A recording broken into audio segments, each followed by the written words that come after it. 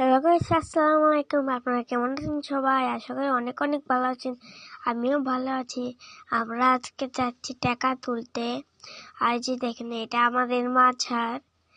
দেখুন কত সুন্দর, তাই না? পাশে দেখুন ঈদ মোবারক লেখা। দেখুন অনেক সুন্দর না?